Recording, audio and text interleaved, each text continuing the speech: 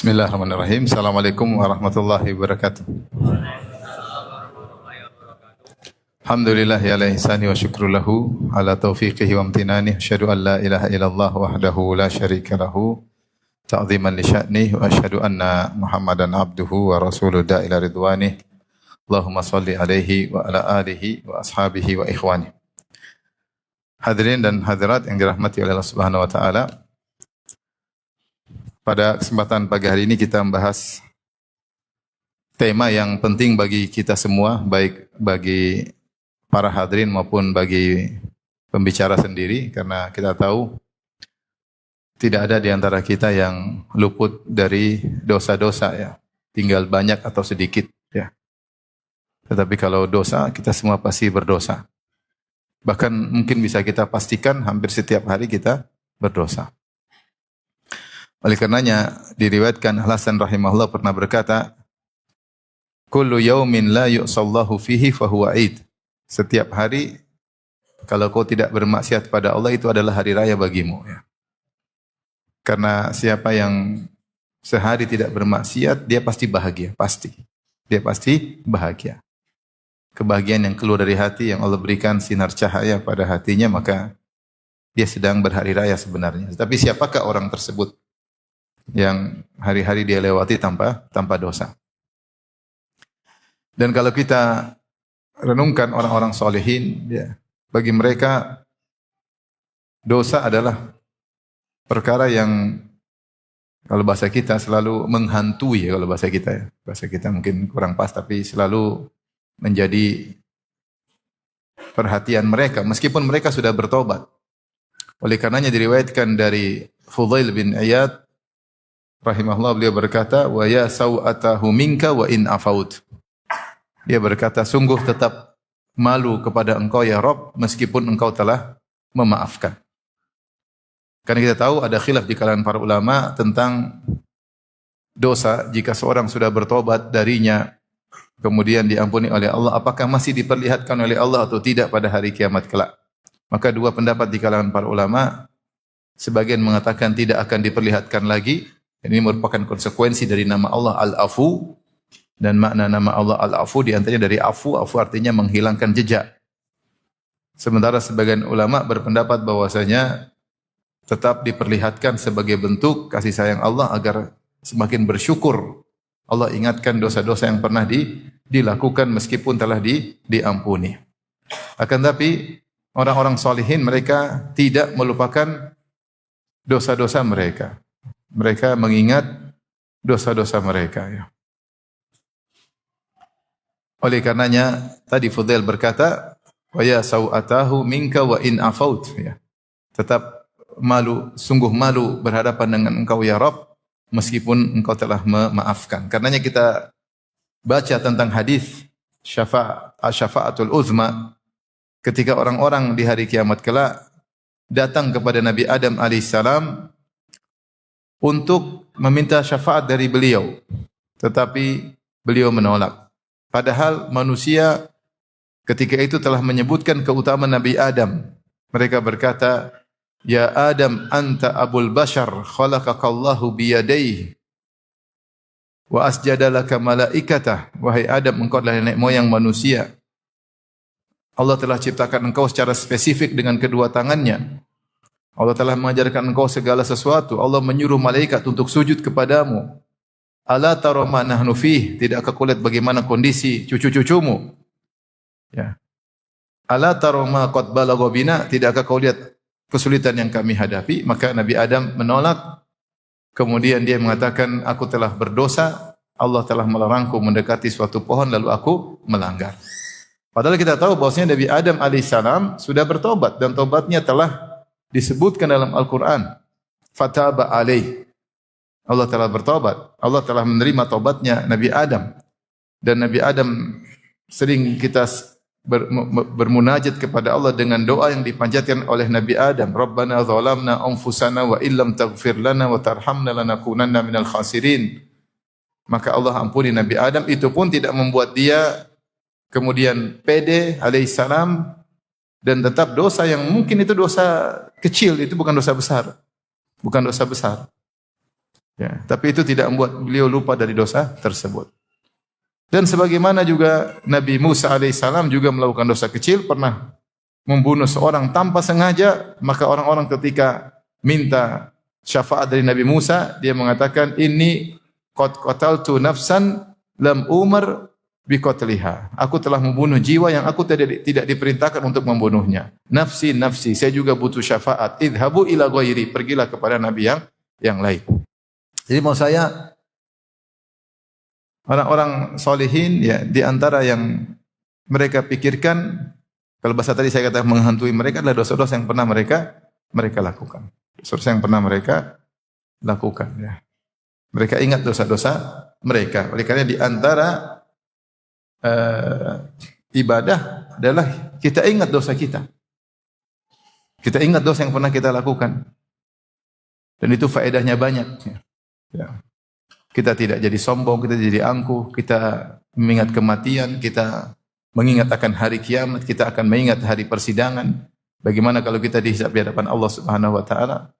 Maka sungguh indah seorang duduk kemudian dia mengingat dosa-dosanya, baik yang sudah dia bertobat darinya maupun yang dia belum bertobat darinya. Dengan mengingat dosa-dosa tersebut dia semakin takut kepada Allah Subhanahu wa taala. Baik, maka pada kesempatan kali ini kita akan sama-sama merenung ketika kita merenungkan tentang dosa-dosa kita, atau kita ketika sedang berdosa, hendaknya kita renungkan perkara-perkara berikut ya. Semoga membuat kita menjadi lebih baik dan membuat kita semakin semangat untuk kembali kepada Allah Subhanahu wa taala. Yang pertama, ya, tentunya ini perlu bagi kita semua, karena sebagian orang dia ingin bertobat tetapi dia sudah tertawan oleh syahwatnya. Dia sudah tertawan, dia enggak bisa apa-apa. Sudah ditawan oleh syahwatnya, sudah tunduk oleh syahwatnya, sehingga dia harus memenuhi keinginan syahwatnya. Marilah kita merenung bersama ya, agar kita sama-sama bisa kembali kepada Allah Subhanahu wa taala. Yang pertama, ikhwan dan akhwat,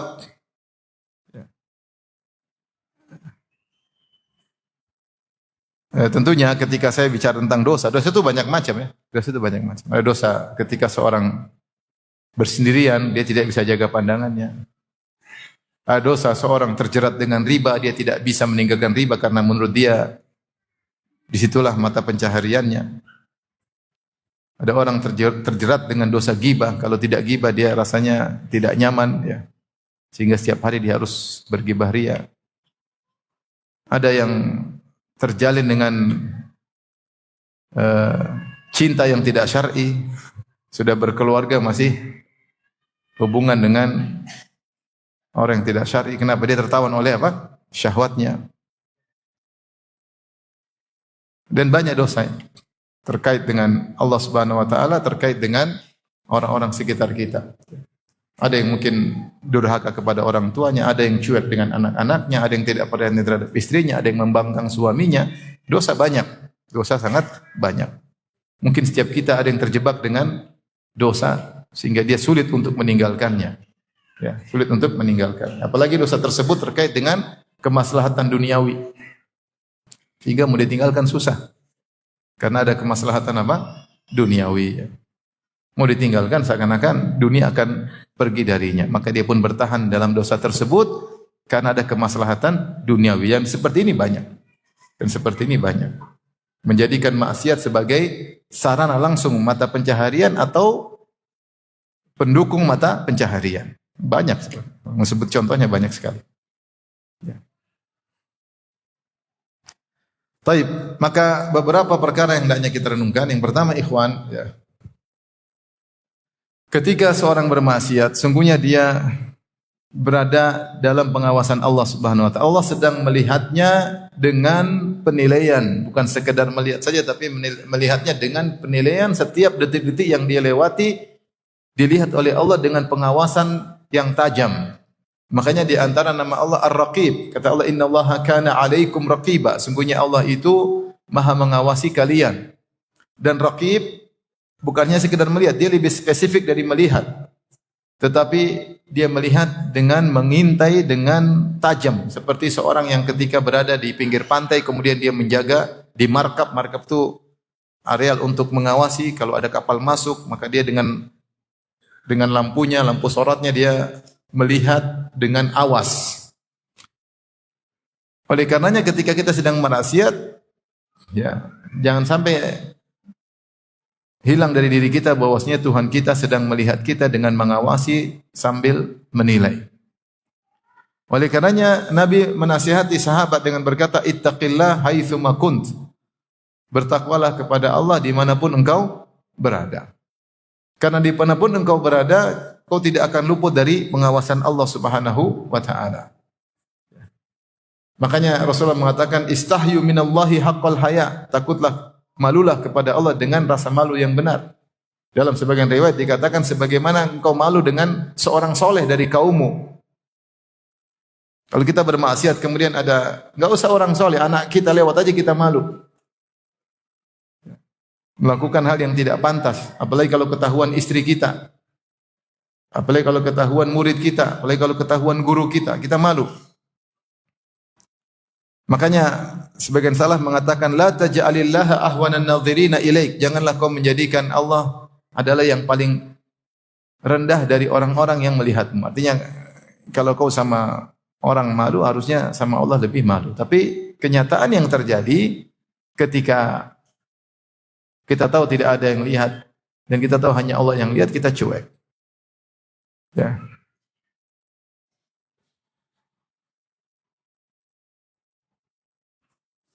Makanya sebagian salaf ketika menafsirkan firman Allah, ma gharraka bi rabbikal karim, ya.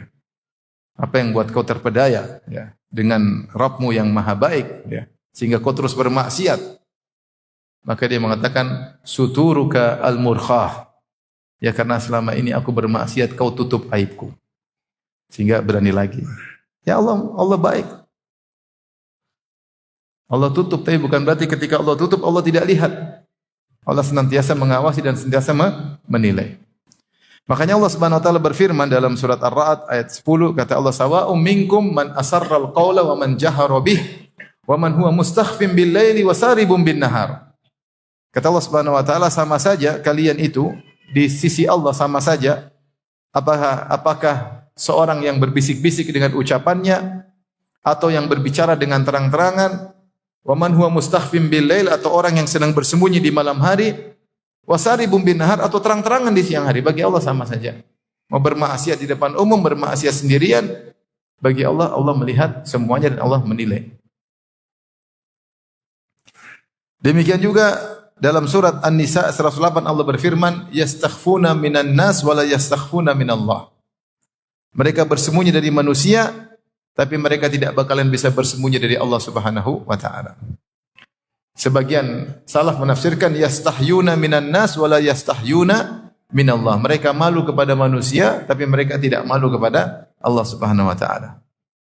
Dan ketika kita bermaksiat, kita tidak akan bisa lolos dari Allah, tidak akan lolos dari pengawasan Allah, dan kapan Allah ingin melakukan sesuatu pada kita, maka akan terjadi. Makanya jin berkata dalam surat Al-Jin, wa anna dhananna allan nu'jizallaha fil ardi wa lan nu'jizahu haraba. Dan sungguhnya kami mengetahui, para jin berkata, dan sungguhnya kami mengetahui bahwa kami sekali-kali tidak dapat melepaskan diri dari kekuasaan Allah, dan sekali-sekali kami pun tidak dapat lari dari kekuasaan Allah. Itu jin yang diberi kekuatan oleh Allah. Mereka sadar mereka tidak bisa kabur dari pengawasan Allah, tidak bisa kabur dari genggaman Allah Subhanahu wa taala. Apalagi kita manusia yang punya banyak keterbatasan. Maka ketika kita sedang bermaksiat, yakinlah kita sedang dilihat Allah. Maka tinggalkan, hadirkan sebentar saja. Ya Allah, engkau melihatku. Dan saya yakin engkau sedang melihatku. Ini kalau kita hadirkan sebelum bermaksiat, maka manfaatnya luar biasa. Tetapi kalau sedang bermaksiat, kemudian kita hadirkan ini, terkadang syahwat kita mendominasi. Sehingga tidak bermanfaat lagi mengingat hal tersebut. Meskipun terkadang bermanfaat, seperti diriwayatkan ada seorang lelaki mengajak berzina seorang wanita, ketika mereka sudah di tengah gelap malam, tidak ada yang melihat, ya. Kemudian dia berkata, "Ma ma'ana illal kawakib." Tidak ada yang bersama kita kecuali bintang-bintang. Sudah kita berzina aja, enggak ada orang lain. Yang ada cuma apa? Bintang-bintang. Bintang-bintang mau ngapain bintang-bintang? Maka sang wanita yang diajak berzina berkata, "Fa aina mukaukibuha?" Kalau gitu mana yang menciptakan bintang-bintang tersebut? Bersama kita atau tidak? Maka kalau kita lagi maksiat, ya, lagi mungkin duduk kemudian bersendirian, lagi nonton Korea, ya, ingat-ingat, aduh Allah lagi ngeliat nih. Seri berikutnya, sudah satu seri aja, jangan dua seri. Seri kedua Allah lihat lagi, dan Allah lihat dengan awas. Allah lihat dengan awas, dengan penilaian yang ketat. Malu enggak detik-detik kita lewati, kemudian kita sedang bermaksiat. Ikhwan-ikhwan yang chattingan sama akhwat, hati-hati. Lagi chatting, Allah lihat enggak lagi chattingan? Apalagi lagi video call. Hati-hati ya. Ummahat juga demikian, berselancar di dunia maya, kemudian lihat apa yang dilihat, kontak dengan siapa yang dia kontakin, ya. Sungguhnya Allah Maha melihat. Tapi ini yang pertama, mungkin kita renungkan ketika kita sedang berdosa, ya,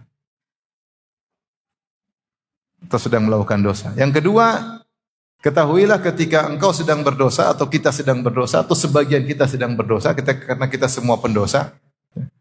Bahwasanya ketika kita berdosa kita sedang bodoh. Sedang bodoh.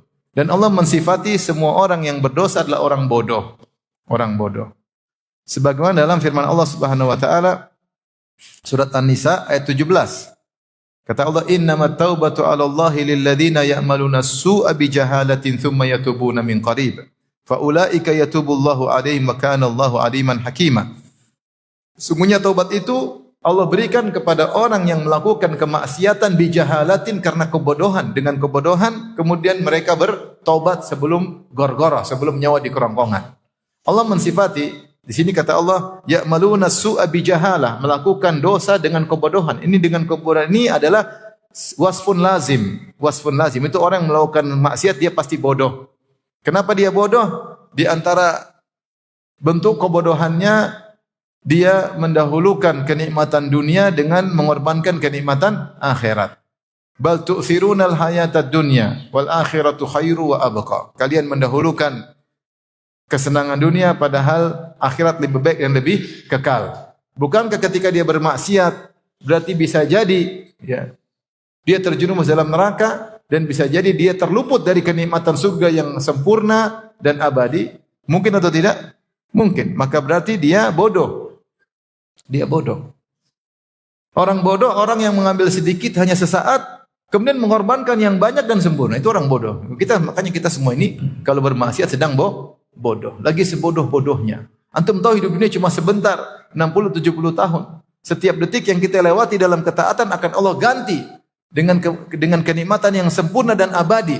Sebagai contoh, salat 2 rakaat sebelum subuh. Siapa yang salat 2 rakaat sebelum subuh, khairu minad dunya wa ma fiha. Akan diganti oleh Allah yang mungkin kita kerjakan 2-3 menit, Allah akan ganti dengan kenikmatan yang lebih baik dari seisinya.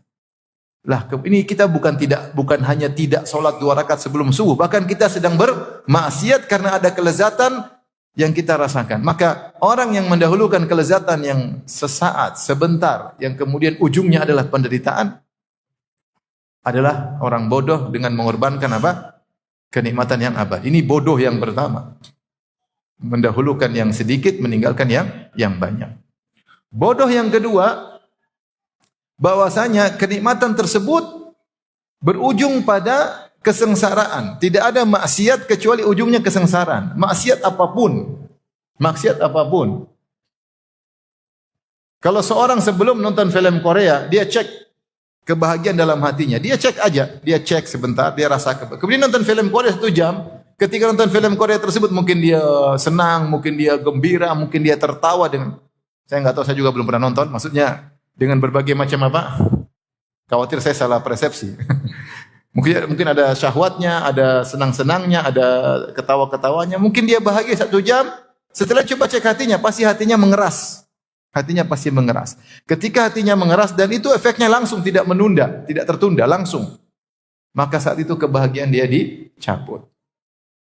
Maka ngapain kita bodoh sekali kita berusaha menerjang kelezatan yang ujungnya kesengsaraan. Betapa banyak orang tidak lagi hasrat sama istrinya. Jadi ini nyata, saya ketemu seorang cerita dari dokter mengalami banyak pasien, laki-laki datang tidak bisa lagi hasrat sama istrinya. Sehingga dia harus jajan terus. Ngerti jajan enggak? Ngerti enggak? Ya, jajan. Karena kalau dia tidak jajan, dia tidak bisa lezat. Coba.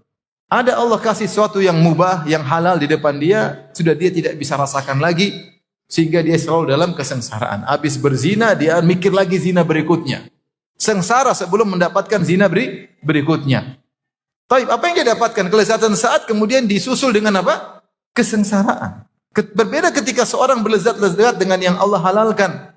Setelah dia berhubungan, dia bahagia, tambah cinta, tambah sayang, ngobrol lagi.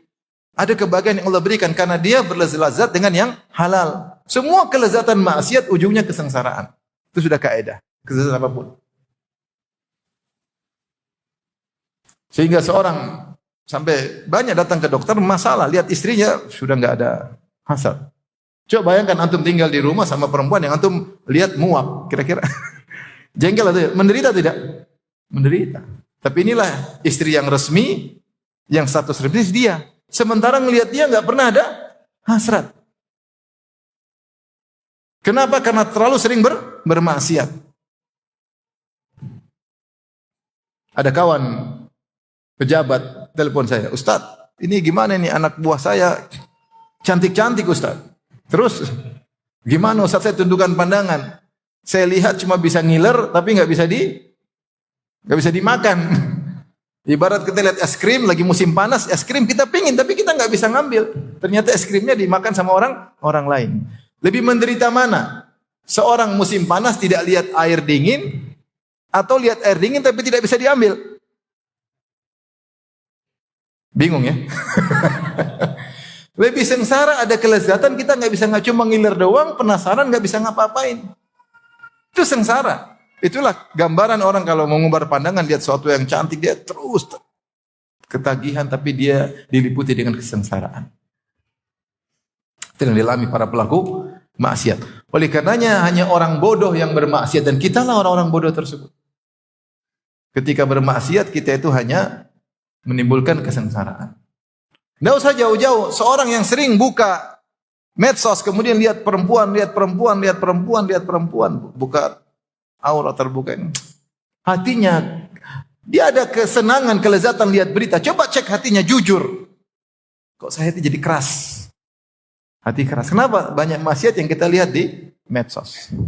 Maka orang bermaksiat, orang yang bodoh. Oleh karenanya Nabi Yusuf alaihissalam ketika dia berdoa, dia tidak ingin jadi orang bodoh. Ketika dia dirayu oleh ibu-ibu Mesir, dia berkata, Rabbis sijnu ahabbu ilayya mimma yad'unani ilayhi. Wa illa tasrif anni kaidahunna asbu ilayhinna wa akum minal jahilin. Kata Yusuf alaihissalam, ya Rabbku, aku lebih suka di penjara daripada memenuhi rayuan para wanita tersebut.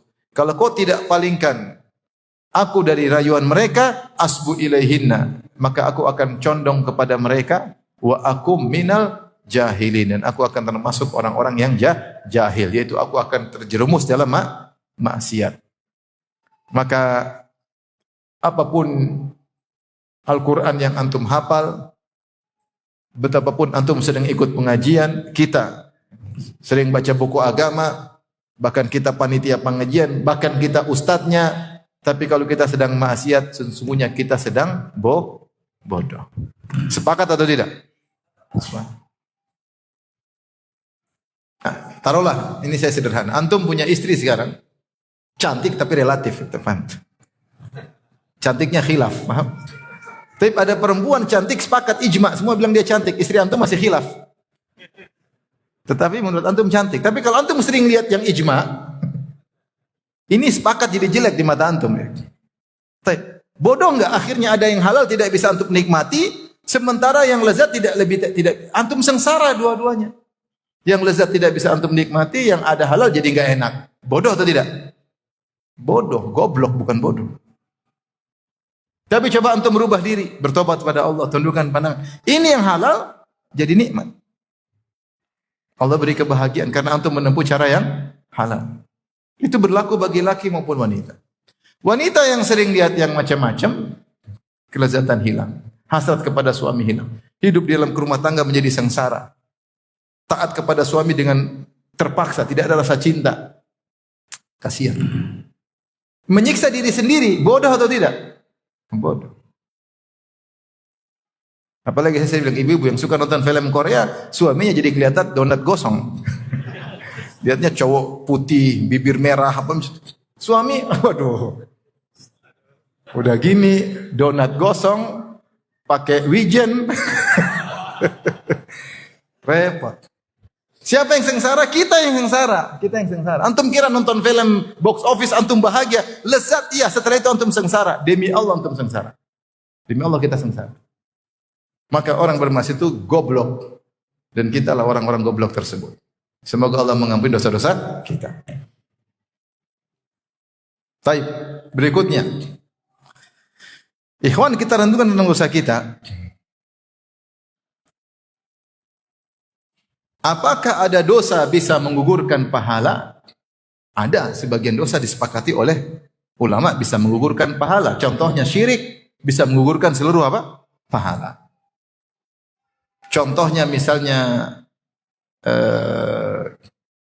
al-man wal adha menggugurkan pahala sedekah. Seperti firman Allah Subhanahu wa taala, ya ayyuhalladzina amanu la tubtilu shadaqatikum bil manni wal adha. Kalladzi yunfiqu malahu ria'an nas. Wahai orang yang beriman, janganlah kalian batalkan pahala-pahala sedekah kalian dengan mengungkit-ungkit dan menyakiti. Berarti tadinya pahala sudah ada, sudah diterima oleh Allah, dicatat dalam amal timbangan kebajikan kita. Tahu-tahu kita melakukan maksiat. Maksiat tersebut berupa al-man wal adha, dan ini maksiat yang langsung berhubungan dengan sedekah tadi. Ketika kita melakukan al-man wal adha, kita ungkit, saya dulu yang bantu kamu kan. Nah, kita ungkit ini, ungkit. Kita menyakiti orang yang sudah kita bantu, maka ketika itu pahala kita hilang. Berarti ada maksiat yang bisa menggugurkan apa? Pahala. Ini ada yang disepakati, ada yang khilaf. Contoh lagi Aisyah radhiyallahu taala anha, ketika dapat kabar ada seorang sahabat melakukan bai'ul ainah, yaitu riba. Maka Aisyah peringatkan, kata Aisyah, sampaikan kepada beliau, annahu qad abtala jihadahum ar Rasulillah illa an yatub. Sungguhnya dia telah melakukan riba dan dia telah menggugurkan dan membatalkan pahala jihadnya bersama Rasulullah kecuali dia bertobat. Bayangkan Aisyah sampaikan dengan tegas. Riba, sekali riba, apa pahala?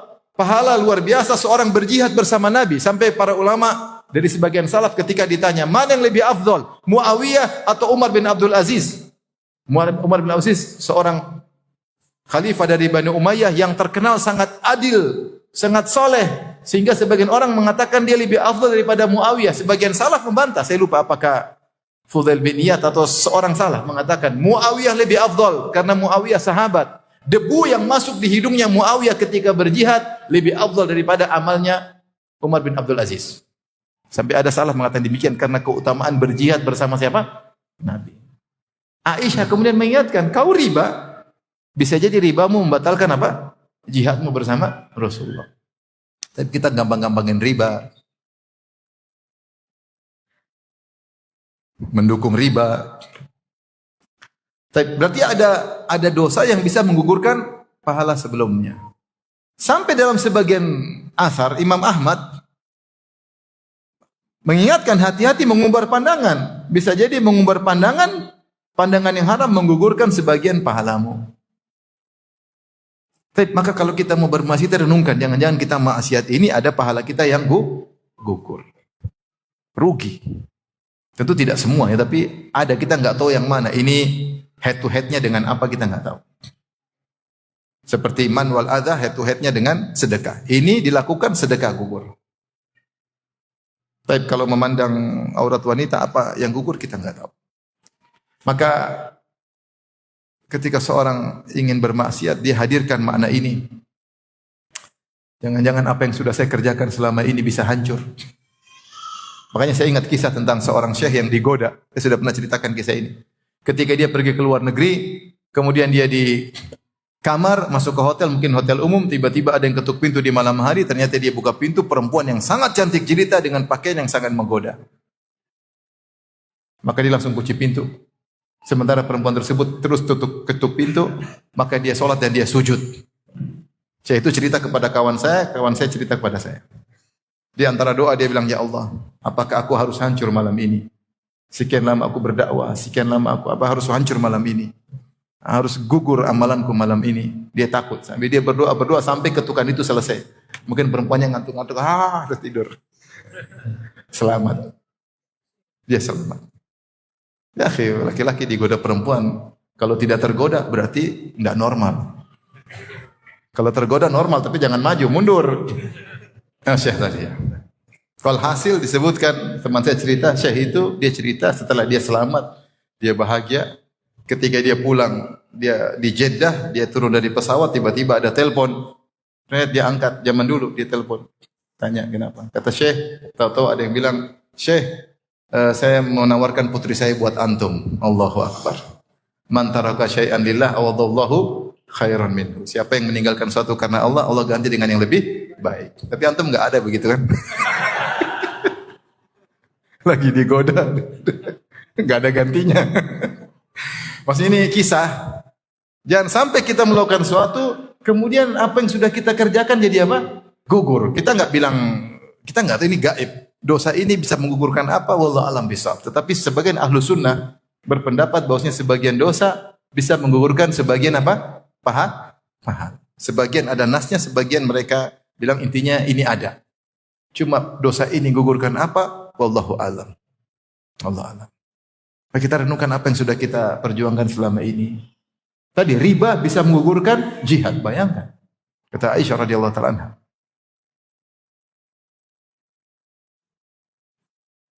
Baik.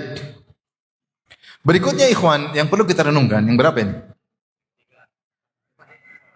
4. Bahwasanya ketika kita bermaksiat dan kita berani menerjang suatu kemaksiatan, bisa jadi itu awal dari perubahan kehidupan kita menuju yang buruk. Ini bisa jadi. Dimulai dari seorang ujub misalnya, sehingga dia berubah kehidupannya. Dari kesombongannya bisa berubah jadi kehidupannya berubah total. Ini titik awal nuqtatut tahawul kata istilah orang, yaitu titik perubahan drastis. Karena dia menerjang satu maksiat, ternyata kemudian dia berubah sampai akhir hayatnya. Hati-hati. Oleh karenanya Allah berfirman dalam surat Al-An'am ayat 110, kata Allah, wa nuqallibu afidatahum absarahum kama lam yu'minu bihi awwala marrah wa nadharuhum fi tughyanihim ya'mahun. Maka kami palingkan hati dan penglihatan mereka, kami palingkan sebagaimana sebelumnya mereka pernah berpaling dari awal. Itu Allah sebutkan banyak orang kafir tidak bisa dapat hidayah. Ketika Rasulullah mendakwahkan kebenaran, mereka tahu secara logis ini benar, tapi mereka paksa untuk menghindar, akhirnya mereka dipalingkan selama-lamanya. Gara-gara satu titik penentu. Bisa jadi maksiat yang kita lakukan waliyadzubillah, titik penentu berubah seorang. Ngeri. Bisa jadi dia gara-gara ada transaksi riba, dia sudah tahu riba, dia ragu-ragu, akhirnya dia terjang riba tersebut, akhirnya dia ketagihan riba sampai mati. Bisa jadi atau tidak? Bisa. Akhirnya ketika dia sudah ketagihan riba, dia cari dalil-dalil ustadz-ustadz yang membolehkan riba.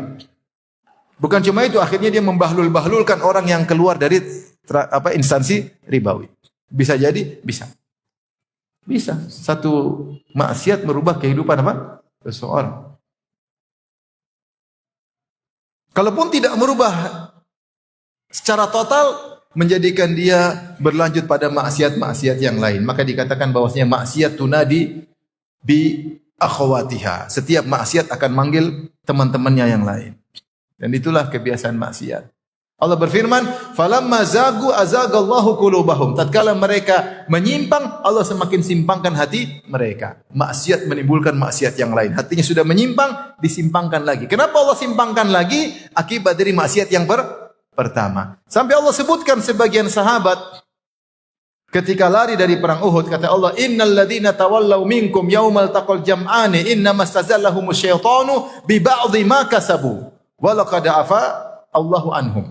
Allah ceritakan, sungguhnya orang-orang yang kabur dari perang Uhud ketika perang sedang menyala, ada isu Rasulullah meninggal, sebagian bertahan. Sebagian kabur balik ke Madinah. Kenapa bisa kabur? Heran. Ada sebabnya. Allah ma'al innal ladzina tawallaw minkum yaumal taqal jam'ani. Sungguhnya orang-orang yang kabur di antara kalian ketika terjadi perang, itu perang Uhud. Innamastazallahumuz syaitan, sungguhnya mereka digelincirkan oleh syaitan. Kenapa? Bi ba'dhi ma kasabu, akibat sebagian dosa yang pernah mereka lakukan. Jadi orang kalau melakukan dosa-dosa, dia semakin mudah tergelincir oleh syaitan, dan dosa ini akan memanggil teman-teman dosa yang lain. Ibarat kalau orang sudah misalnya suka ngelihat film, akhirnya dia mulai yang lain, mulai chattingan sama perempuan, mulai ini, mulai akhirnya zina, akhirnya apa? Berkembang. Tidak satu maksiat saja, maksiat tersebut akan berkembang. Maka ketika kita bermaksiat, segera bertobat. Jangan-jangan saya mulai ini, akhirnya saya berkembang yang lainnya.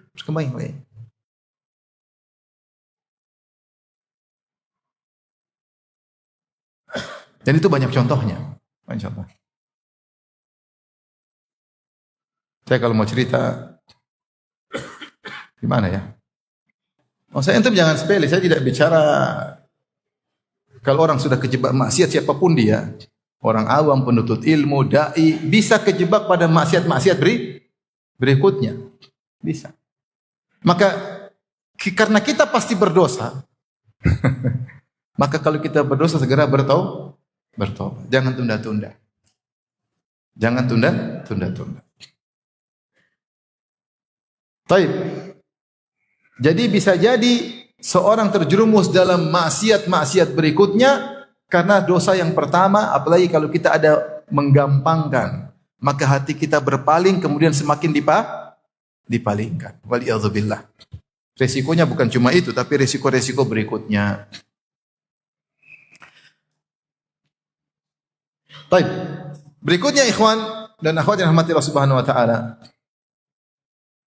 Ketika kita bermaksiat kepada Allah Subhanahu wa taala, kita berani bermaksiat kepada Allah Subhanahu wa taala, sering orang memandang bahwasanya tidak ada dampaknya. Saya maksiat aman saja, jualan masih lancar, orang juga masih muliakan saya, aman-aman saja. Secara ekonomi tidak ada berkurang, justru customer semakin banyak gara-gara maksiat. Buktinya saya buka pintu maksiat sedikit, ternyata semakin laris. Sehingga banyak orang memandang dampak maksiat hanya dari sisi duniawi, dari sisi fisik, dari sisi ekonomi. Saya sehat-sehat saja, MCU juga kolesterol normal, aman-aman saja. Habis bermaksiat juga kolesterol normal. Tayyib. Ibnu Qayyim menjelaskan bahwasanya justru dampak maksiat yang pertama adalah menyerang hati. Dan maksiat itu akan berdampak meskipun tidak langsung. Dia seperti racun yang masuk ke dalam tubuh, sedikit demi sedikit ada saatnya dia meledak. Dampak maksiat tidak harus sekarang. Bahkan kalau sekarang pun mungkin kau tidak sadar karena dampak maksiat itu yang pertama dia serang adalah hati. Orang kalau maksiat hatinya terserang, hatinya menjadi hitam. Semakin banyak maksiat semakin hitam dan ini langsung berdampak. Dia jadi malas beribadah, dia kurang khusyuk baca Quran. Ya. Dia tidak terenyuh ketika mendengar nasihat-nasihat. Kenapa? Hatinya mati. Tapi matinya pelan-pelan tidak langsung. Sehingga jangan antum melihat dampak maksiat hanya pada secara fisik. Saya aman-aman saja.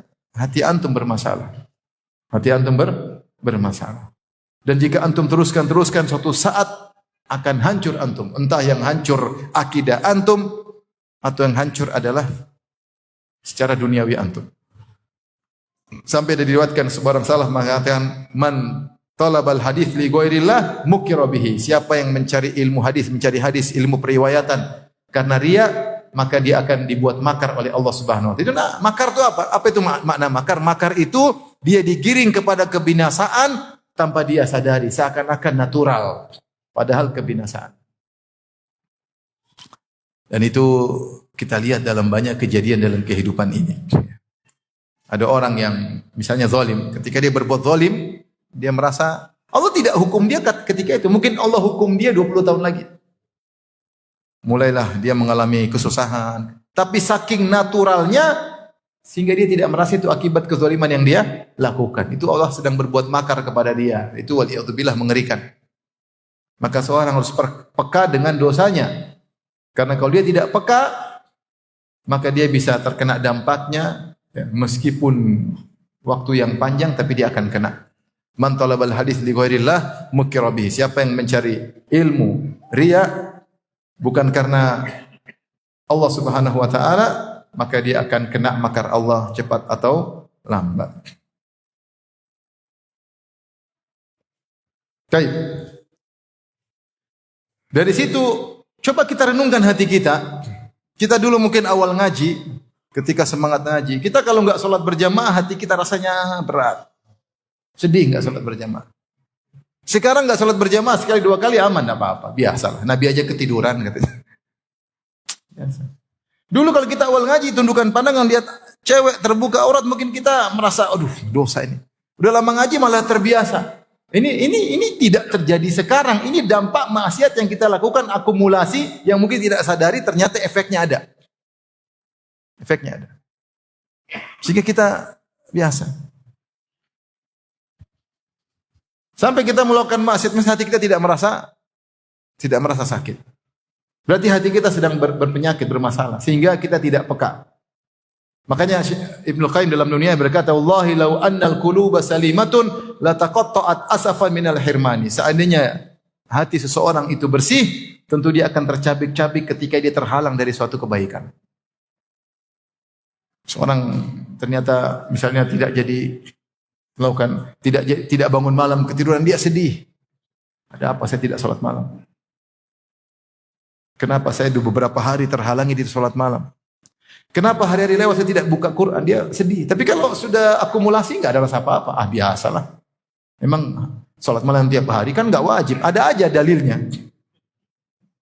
Enggak salat subuh, Rasulullah juga dalam hadis ketiduran salat subuh. Iya, Rasulullah cuma sekali dua kali, kau 1000 kali tidak salat subuh. Terus mau nyamakan dengan Nabi SAW. Sehingga jadi biasa. Kalau orang hatinya ada kesempatan dia berbakti sama orang tua, tidak bisa, dia menyesal kenapa saya tidak berbakti. Dia mau bersedekah enggak jadi, dia sedih kenapa saya tidak jadi bersedekah. Sedih.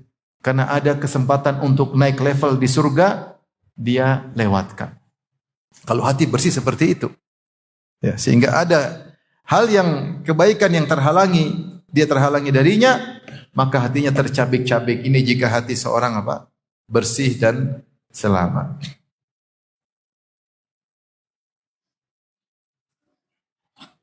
Dan di antara dampak hati, tadi sudah saya sebutkan, akibat maksiat, ya, terasa hambar ketika kita baca Quran, hadir pengajian, sholat malam, kok nggak ada kebahagiaan seperti kita rasakan dahulu. Ini akumulasi, hati-hati.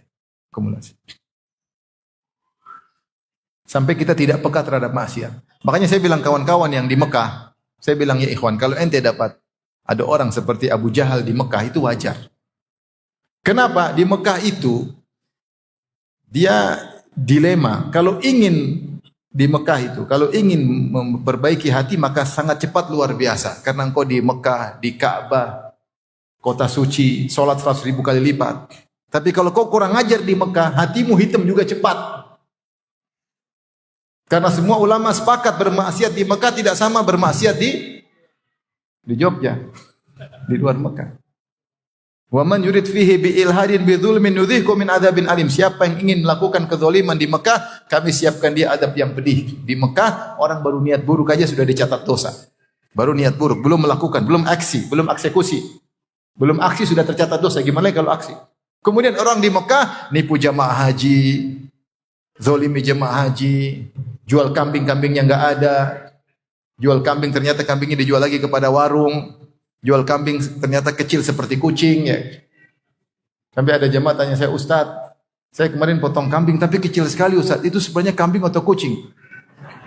Ini pertanyaan saya nggak main-main. Dia mungkin bercanda tapi dia bilang kecil Ustaz, kayaknya tidak sah. Saya bilang coba kau lihat kambing atau kucing itu? Iya Ustaz, kecil sekali, kayaknya kucing Ustaz. Jemaah aja dibodohin. Saya ketemu jemaah aja, Ustaz saya disuruh potong 3 ekor kambing. Kenapa 3 ekor kambing? Orang jemaah haji cuma 1 aja. 3 Ustaz, katanya 1 kambing haji, 2 kambing korban, 3 kambing pelanggaran. Emang ibu melakukan pelanggaran? Enggak, tapi katanya setiap orang pasti melanggar. Sama aja ibu nyembelih, belum melanggar, kalau melanggar terus nyembelih lagi. Jadi dibohongin jemaah. Hati menjadi hitam cepat. Makanya orang-orang travel kalau suka nipu jemaah haji di Mekah, hatinya apa? Hitam. Sampai kita dengar ada sebagian bermaksiat berzina di hotel-hotel di Mekah Madinah. Kok bisa? Saya bilang bisa aja. Bisa aja. Kenapa? Karena maksiat di tanah haram, akumulasi.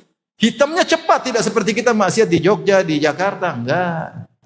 Jogja, Jakarta apa? Mekah Madinah ini kota suci. Kok bermaksiat situ? Hitam langsung cepat. Udah hitam, hati bisa seperti Abu Jahal.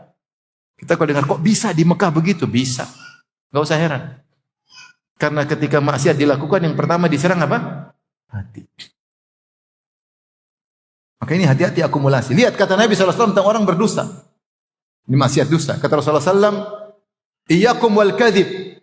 Fa innal kadhiba yahdi ilal fujur wa innal fujura yahdi ilan nar. Wa la yazalu rajulu yakdzib wa yataharral kadhib hatta yuktaba indallahi kadzaban. Hati-hatilah dengan dusta. Iyakum wal kadzib. Hati dengan dusta.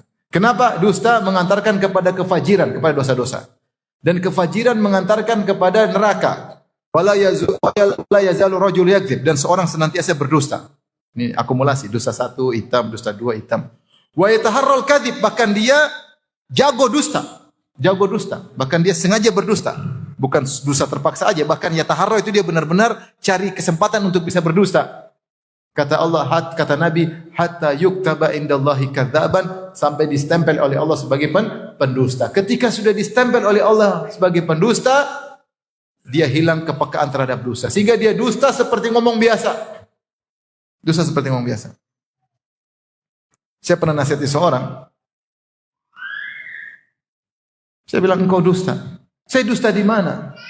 Saya bilang, kau saking banyak dusta, kau lupa dustamu. Saya bilang, ini dusta-dustamu. Saya sampai emosi. Karena dia suka berdusta.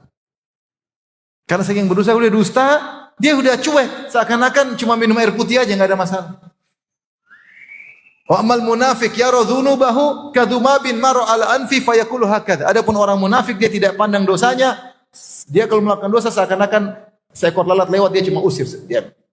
Dan ada orang berdusta seperti biasa sekali. Ini contoh maksudnya, sudah distempel oleh Allah. Maka hati-hati ikhwan, kalau kita bermaksiat tidak bertobat, maka kepekaan terhadap maksiat akan hilang. Sehingga hati kita sudah hitam terakumulasi, waliyadzubillah, kita mau begini, kayaknya nggak ada masalah, biasa-biasa aja. Sampai ada orang berdusta, kemudian kawan bilang, ini luar biasa. Dia salah tapi seakan-akan tidak salah. Ini kalau bukan jujur atau pemain. Kalau orang salah kemudian seperti tidak bersalah, kan mungkin orang jujur benar-benar tidak ada dosanya. Atau pemain, memang dia jago. Sehingga dia tidak peka lagi dengan nama, tidak takut mau dibilang, tenang aja. Padahal dia berdosa. Alhamdulillah. Maka hati-hati ikhwan. Maksudnya kalau kita melakukan dosa, segera kita bertobat kepada Allah Subhanahu wa taala. Baik. Tatkala kita bermaksiat, yang perlu kita renungkan, yang keberapa sekarang? Keenam. Ingat, kita akan dihisap waktu kita terbuang sia-sia. Karena maksiat itu butuh energi, butuh duit, butuh waktu, dan semua ini akan hilang sia-sia, dan di akhirat akan menjadi malah petaka. Seorang mau berzina, dia butuh energi, kumpulin duit, dia mungkin hunting cewek di ini, telepon sana, telepon sini, janji, kemudian sembunyi-sembunyi agar istri tidak tahu, kemudian ketemu deg-degan. Butuh energi, butuh waktu, sembunyi-sembunyi, itu semua habis waktu. Dia nonton film Korea maksiat kan bukan satu seri, sampai 30 seri, episode baru lagi, judul baru lagi, nonton lagi berseri-seri, habis waktu. Dia nonton film dewasa, sehari kecanduan, sehari 1 jam, besok lagi, besok lagi, besok lagi, 30 hari, 30 jam, tidak terasa, malaikat catat terus, tidak pernah berhenti. Ini semua akan dibongkar pada hari kiamat. Ya. Dia duduk bergibah dengan kawan-kawannya setengah jam, gibah lagi tiap hari, berapa waktu sudah dia lakukan. Dia makan riba, tiap bulan dia terima uang riba sampai 12 tahun. Kamu kok tidak tobat nanti? Insya Allah saya tobat kalau pensiun, itu namanya tobat terpaksa, sudah pensiun. Tapi kalau ada tawaran lagi, masuk lagi. Bertahun-tahun dia jalani maksiat. Dia narkoba, kemudian dia terjebak kecanduan, dan maksiat itu buat candu. Kata setan, la uzayyina lahum fil ardi wa la ughwiyannahum ajmain. Setan sudah bersumpah, iblis bersumpah di hadapan Allah dalam surat Al-Hijr, la uzayyinanna lahum fil ardi, aku akan menghiasi maksiat di atas muka bumi bagi anak-anak Adam. Kata sebagian ahli tafsir, yaitu kalau tidak dilakukan dia gelisah. Intinya menunjukkan maksiat itu memiliki sifat candu. Makanya saya sering bilang, kita ini manusia dihadapi dengan dua. Sama-sama bikin candu. Kebaikan bikin candu, maksiat juga bikin apa? Candu. Tinggal kamu pilih, jadi candu pelit atau candu rajin bersedekah. Sama-sama kecanduan. Orang kalau suka bersedekah, dia tidak bersedekah, dia gelisah. Ini uang banyak, mau kemana? Harus saya keluarin. Sama kalau orang pelit, dia kecanduan pelit. Ngapain kasih dia? Saya capek-capek, enak aja minta-minta. Sana kerja sendiri, kecanduan pelit. Tinggal antum pilih, mau jadi candu apa? Mau kecanduan baca Quran atau kecanduan nonton film? Masalahnya, untuk bermaksiat butuh energi, butuh waktu yang panjang, butuh biaya, butuh kuota. Ini semua dicatat oleh malaikat, akan dibuka pada hari kiamat. Renungkan kembali. Setiap waktu yang kita lewati adalah nikmat yang akan Allah tanya.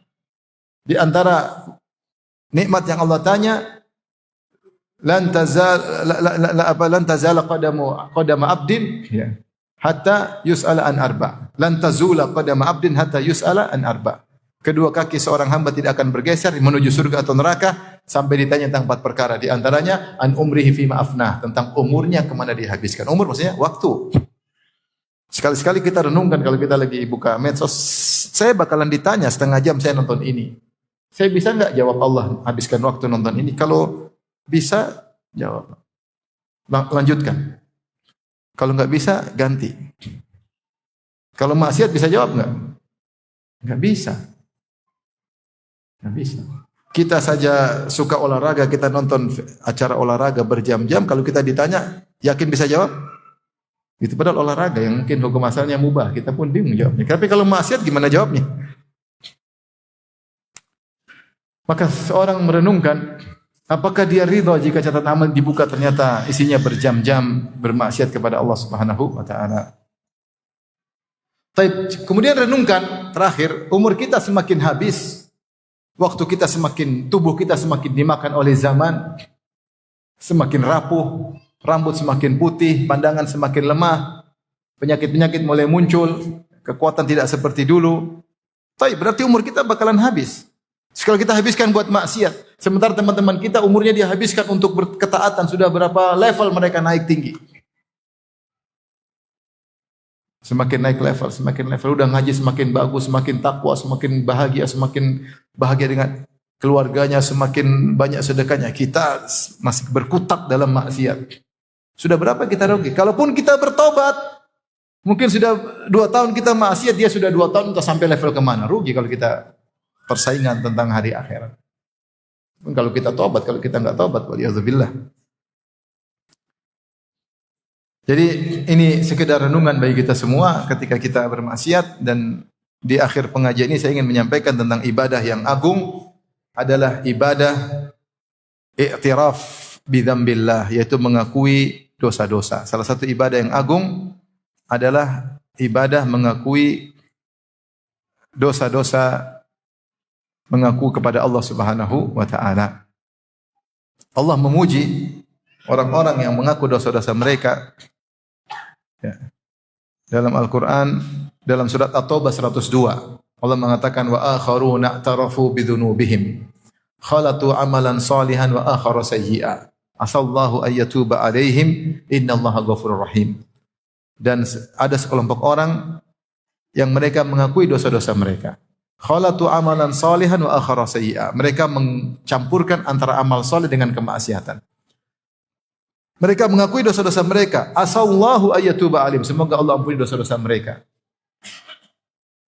Innallaha ghafurur rahim. Sungguhnya Allah Maha Pengampun lagi Maha Penyayang. Ada disebutkan seorang salaf yang bernama Al-Ahnaf bin Qais. Ketika dia ingat firman Allah, laqad anzalna ilaikum kitaban fihi dzikrukum. Sungguh kami telah turunkan kepada kalian suatu kitab, itu Al-Qur'an, fihi dzikrukum, yang dalam Al-Qur'an ada penyebutan kalian. Ya, zahirnya seperti itu. Ada yang mengartikan mengingatkan karena kalian disebut dalam Al-Qur'an. Maka dia langsung buka Al-Qur'an. Karena kita semua disebut dalam Al-Qur'an. Saya bagian mana? Maka dia buka Al-Quran dari awal.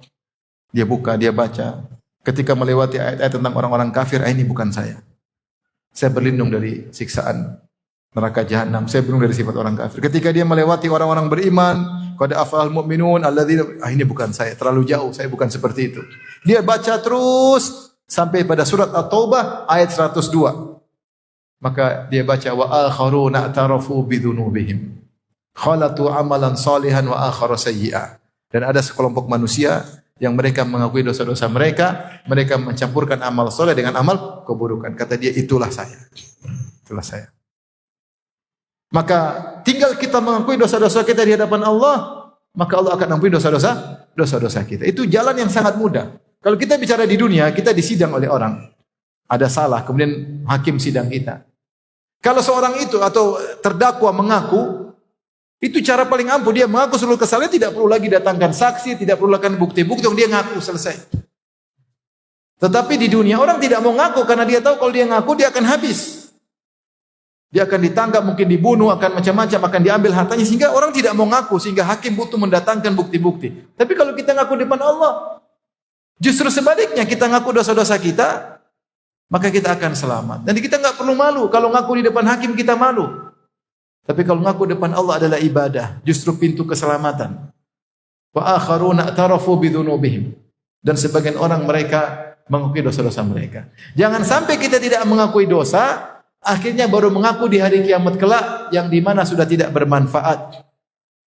Allah Subhanahu wa taala menyebutkan tentang orang-orang kafir yang mereka baru mengaku di hari kiamat kelak. Dalam surat Ghafir ayat 11, kata Allah, mereka berkata, fa'tarafna bidzunubina, fahal ila khurujin min sabil. Ya Allah, kami ngakui dosa-dosa kami. Fa'tarafna bidzunubina, kami ngaku sekarang ya Allah. Fahal ila khurujin min sabil, adakah cara untuk bisa keluar dari neraka? Jawabannya enggak ada.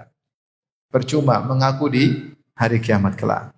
Demikian dalam surat Al-Mulk ayat 11 Allah berfirman, fa'tarafu bidzunubihim fasuhqan li ashabis sa'ir. Mereka pun mengakui dosa-dosa mereka, maka celaka bagi mereka masuk dalam neraka jahanam. Maka ini ibadah yang agung yang harus kita lakukan, ngaku dosa-dosa kita.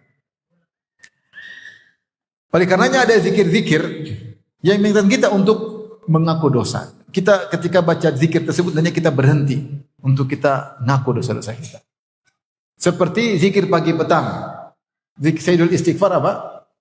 Allahumma anta rabbi, la ilaha illa anta khalaqtani wa ana abduk wa ana ala ahdika wa wa'dika mastata'tu a'udzu bika min syarri ma sana'tu. Ini di antara pengakuan. Aku berlindung dari dampak keburukan yang sudah aku lakukan. Berarti aku maksiat enggak? Aku maksiat enggak?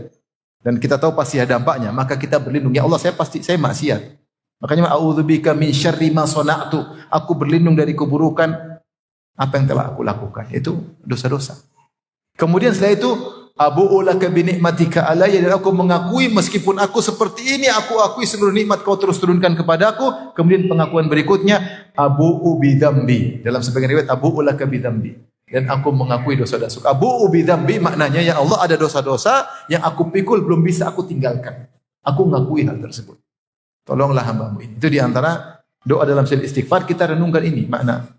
A'udzu bika min syarri ma sana'tu, itu pengakuan. Kemudian abu'u bi dzambi, yaitu aku mengaku aku datang bertemu dengan engkau dengan memikul apa?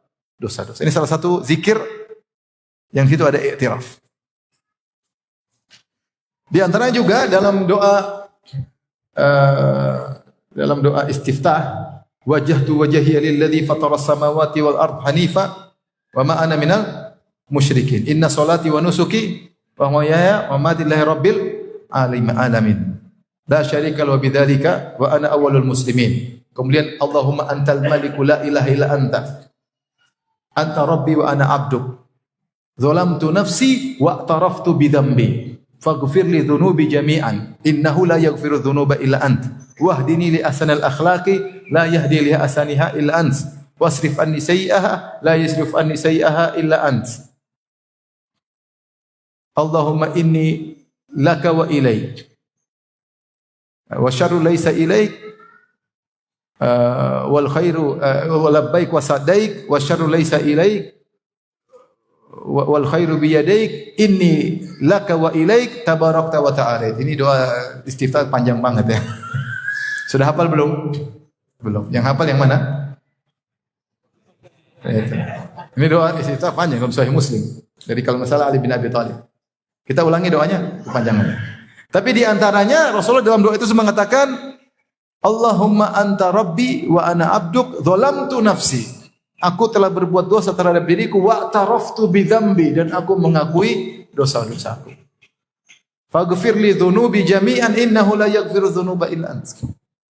Jadi ada iktiraf, saya mengaku dosa-dosa. Ini di antara kalau kita baca doa tersebut hendaknya seorang merenungkan di antara ibadah yang agung adalah mengakui dosa-dosa.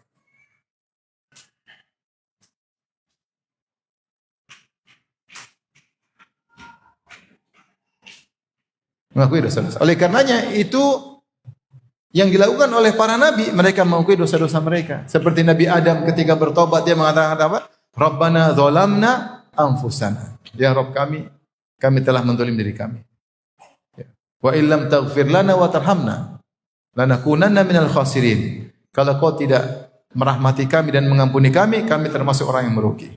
Apa kata Nabi Yunus alaihissalam ketika dalam perut ikan paus? La ilaha illa anta subhanaka inni kuntu minadh dhalimin. Maka di antara ibadah yang agung al-i'tiraf bidzunub, seorang duduk kemudian dia ketika baca zikir-zikir tersebut dia ngakui dosa. Dosa kita banyak ya, dosa kita banyak. Yang telah lalu, yang kita sudah bertobat entah diterima atau tidak, wallahu a'lam. Yang waktu kita habisin melihat yang tidak, wallahu a'lam. Lisan kita gunakan untuk merendahkan orang lain, menggibah orang lain, wallahu a'lam. Allah ampuni atau tidak. Kita ingat-ingat. Kita ingat-ingat dosa-dosa tersebut. Ya. Dan itu di antara ibadah yang agung kepada Allah Subhanahu wa taala agar kita diampuni oleh Allah Subhanahu wa taala. Makanya sebagian ulama memandang ayatin fi kitabillah, ayat yang paling memberikan harapan kepada kaum muslimin adalah ayat ini. Ada ulama khilaf tentang ayu ayatin arja fi kitabillah. Ayat mana yang paling memberi harapan, yang paling membawa rahmat besar bagi kaum muslimin. Khilaf. Saya kalau tidak salah ada mungkin 10 pendapat, 15 pendapat. Ada yang bilang ayat ini, ada yang bilang ayat ini, ada yang bilang ayat seperti, ada yang mengatakan ayat yang paling beri harapan adalah surat Az-Zumar. Qul ya ibadiyalladzina asrafu ala anfusihim la taqnatu min rahmatillah innallaha yaghfiru dzunuba jami'a. Wahai hamba-hambaku yang banyak melakukan maksiat, jangan putus asa. Sungguhnya Allah, ada yang bilang ini ayat yang paling beri pengharapan. Ada ayat juga yang mengatakan yang paling beri pengharapan, innallaha la yaghfiru ayyushraka bihi wa yaghfiru ma duna dzalika liman yasha. Allah tidak mengampuni dosa syirik dan Allah mengampuni dosa selain syirik bagi yang Allah kehendaki. Ini paling beri pengharapan. Yang penting saya tidak syirik, mudah-mudahan selamat. Ada yang bilang ini ayat yang paling beri pengharapan. Ada yang bilang ayat yang paling beri pengharapan adalah ayatul dain. Ya. Ayat dain itu dalam surat Al-Baqarah, di akhir-akhir surat Baqarah ya. Ya, Allah menyatakan kalau kalian mau utang piutang faktubu, maka tulislah. Ayat yang sangat panjang. Sebagian ulama mengatakan bayangkan, karena cintanya Allah kepada hambanya, Allah atur cara berhutang supaya hambanya tidak salah. Ketika Allah perhatian kepada seorang hamba urusan duniawinya agar tidak salah, berarti Allah sangat penyayang. Sampai detail masalah ayat terpanjang, ayat tentang hutang piutang. Dan ada yang mengatakan ayat ini yang paling memberikan apa? Harapan. Karena kebanyakan manusia mencampurkan kebaikan dan keburukan. Selama mengakui dosa, Allah ampuni. Tinggal ngaku. Sering diulang-ulang pengakuan tersebut. Kita semua banyak dosa. Makanya apa ucapan para ustaz ketika di awal kajian? Innal hamdalillah nahmaduhu wa nasta'inuhu wa nastaghfiruhu wa na'udzu billahi min syururi anfusina. Berlindung kepada Allah dari keburukan jiwa kami. Wa min sayyiati amalina, dari keburukan amal kami. Hati ini ada masalah, amal juga ada masalah. Ini kan kita banyak dosa. Kita banyak dosa. Makanya ketika Aisyah radhiyallahu anha dituduh berzina sampai heboh dalam hadis Atul Ifk, Rasulullah datang kepada Aisyah, Rasulullah belum datang wahyu, Rasulullah bingung. Sampai seandainya istrinya pun berzina, Rasulullah selalu bertobat. Karena Rasulullah tidak tahu. Rasulullah mengatakan, "Ya Aisyah, innal abda idza tarafa bidzam, sungguhnya hamba jika mengakui dosanya, Allah ampuni." Aisyah malah jengkel. Karena Rasulullah masih kasih kemungkinan mungkin saja dia berdosa. Maksudnya Aisyah pengennya Rasulullah bilang, istriku pasti baik, enggak mungkin. Tapi Rasulullah juga enggak mungkin begitu karena Rasulullah tidak tahu hal gaib. Maka Rasulullah masih kasih dua kemungkinan. Kasih Rasulullah, ya Aisyah, kalau kau benar, sayubarri'ukillah, Allah akan bela engkau kalau kau benar. Tapi kalau kau salah, ngaku saja. Sesungguhnya orang yang ngaku akan diampuni oleh Allah. Maka Aisyah pun marah, kata Aisyah, ya ayah, bantah Nabi. Wahai ibu, bantah Nabi. Tapi intinya Rasulullah mengatakan, kalau kau berdosa mengaku. Ini bayangkan kalau waliyadzubillah, maksudnya ada kondisi seorang istri Nabi berzina. Kalau dia bertobat, diterima oleh Allah atau tidak? Diterima, padahal dia istri Nabi. Yang penting dia ngaku bertobat. Maka inilah ibadah yang perlu kita renungkan. Sering-sering kita ingat dosa-dosa kita. Jangan lupakan dosa-dosa kita. Manusia sering suudzon sama orang, husnudzon sama diri sendiri. Harusnya kita balik. Seringlah kita suudzon sama diri sendiri, husnudzon sama orang lain. Di antara cara suudzon sama diri, kita banyak dosa. Dosa kita ini banyak. Kalau mau di total berapa jam kita berdosa? Banyak. Demikian para hadirin dan hadirat yang rahmati Allah Subhanahu wa taala, apa yang saya sampaikan. Semoga ini menjadi muhasabah renungan bagi kita semua. Agar kita ngerem kalau berdosa segera bertobat kepada Allah. Waktu terus berjalan, umur semakin habis, waktu pertemuan kita dengan Allah semakin cepat. Kemarin saya waktu ngisi pengajian di Jakarta Barat, ada kawan usianya sudah 71. Dia bilang, Ustadz, kemarin kawan kita, dia di masjid dan kebiasaan kami duduk sampai zikir pagi petang, dan di zikir masih ketawa-ketawa. Habis sholat subuh kami berzikir, setelah zikir kami makan sarapan, masih ketawa-ketawa Ustaz. Dia pulang ke rumah, mungkin 15 menit kepalanya pusing, langsung meninggal dunia. Tidak ada tanda-tanda bakalan meninggal. Saya bilang alhamdulillah, orang itu husnul khatimah. Karena husnul khatimah habis apa? Habis sholat subuh berjamaah, zikir pagi petang. Yang penting bagi kita bukan mati tidak mati, karena kita semua mati. Yang penting adalah bagaimana matinya kita, itu yang penting. Bagaimana cara kita mati? Mau mati ketabrak mobil, mau mati sakit, mau mati dalam jihad, mau mati semua akan mati dadakan, tapi yang penting bagaimana cara kita meninggal. Makanya seringlah kita bertobat dan iktiraf, mengakui dosa-dosa kita.